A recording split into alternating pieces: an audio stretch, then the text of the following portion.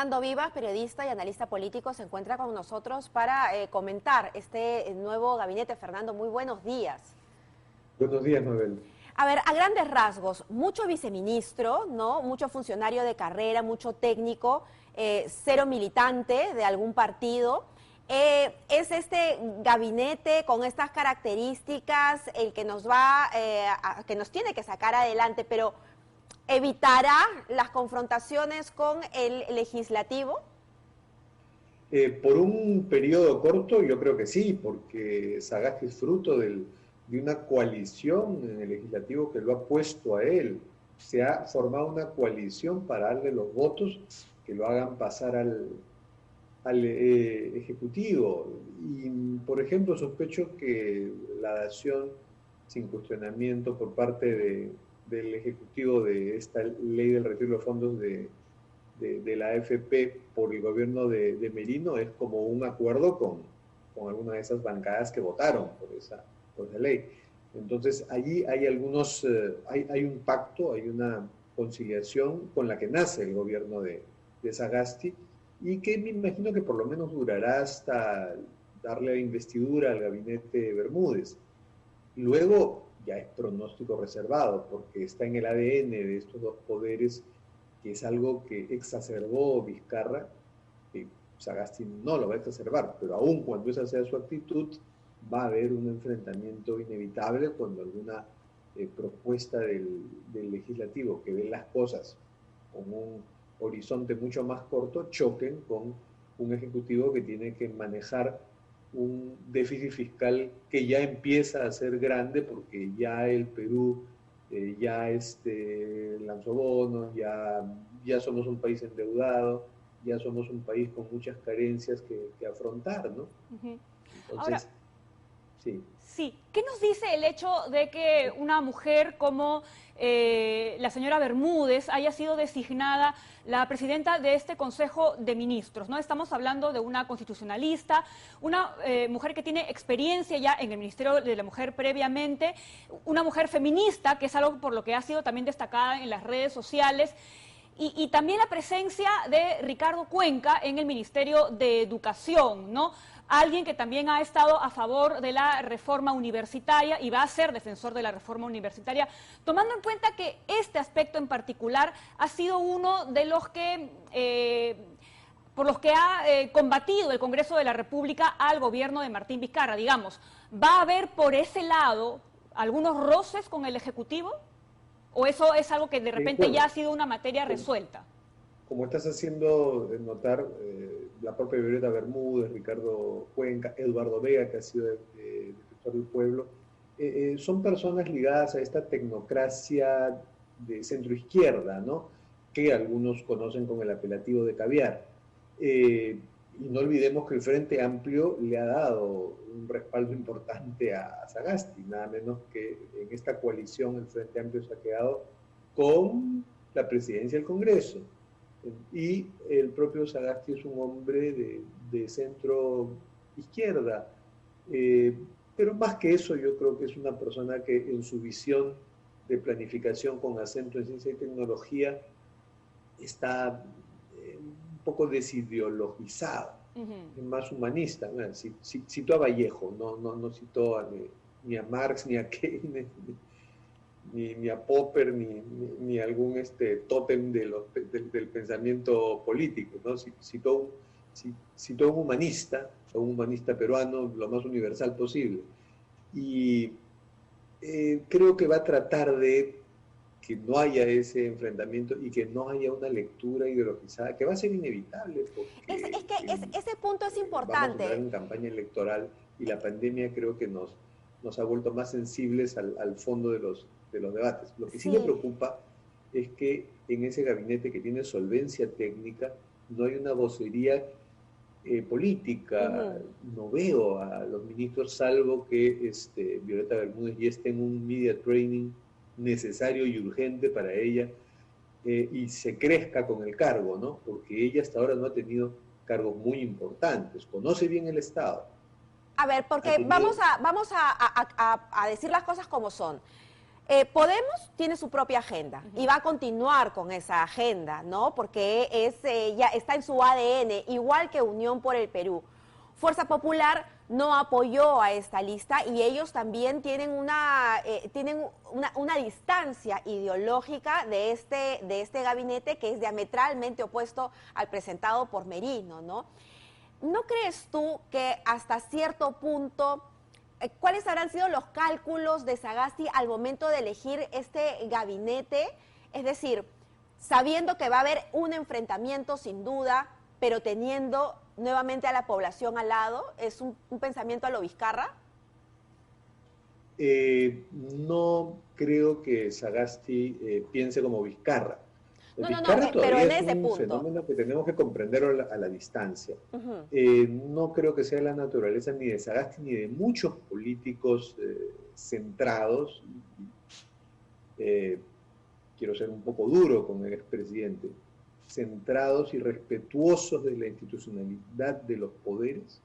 No creo que no creo que le nazca creer que su gobierno se va a basar en una confrontación con otros poderes. Eso fue Vizcarra y es el régimen que estamos dejando. Va a ser difícil conciliar con el legislativo en muchas cosas. Va a ser difícil explicarle a la población y por eso en buena hora tenemos un ministro de Economía como Waldo Mendoza, que es profesor y didáctico, y a veces sabe explicar la economía que es tan difícil, hay que comunicarla, ¿no? Sabe explicarla a la gente y la tendrá que saber explicar a los congresistas, porque se van a tomar algunas medidas que van a tener un poco duras y explicarle a la población que las arcas fiscales han sido muy buenas para el Perú, pero no son inagotables. Entonces, allí sí me preocupa que no veo a una primer ministro o a una primera ministra que tenga, ¿no?, esa solvencia política para salir a explicar rápidamente eso, y el presidente Sagasti no creo que como Vizcarra va a ser el único comunicador de la nación, porque tampoco estamos en esa fase todos confinados a las 2 del día a ver el monólogo presidencial.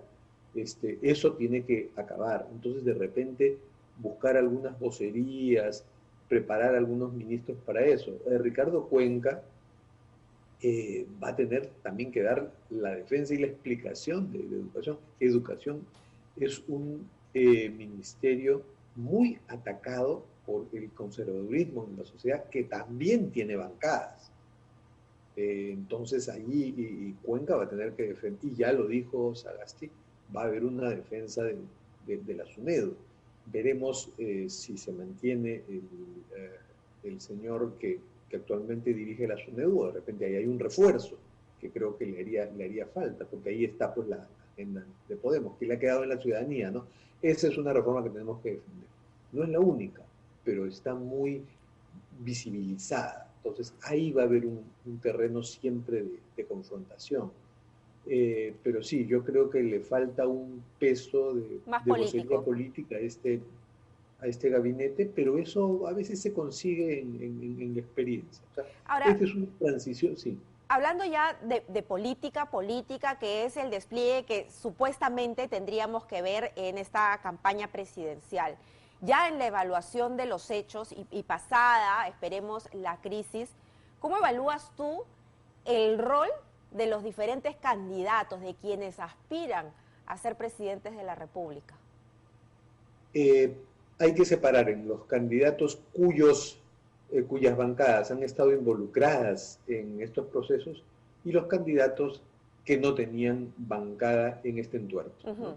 Yo creo que las intenciones de voto recogidas en las encuestas, como lo que no debieran haber cambiado las tendencias, pero lo que nos ha pasado es tan fuerte que sí las van a reajustar. Ya eso lo veremos en próximas encuestas, ¿no?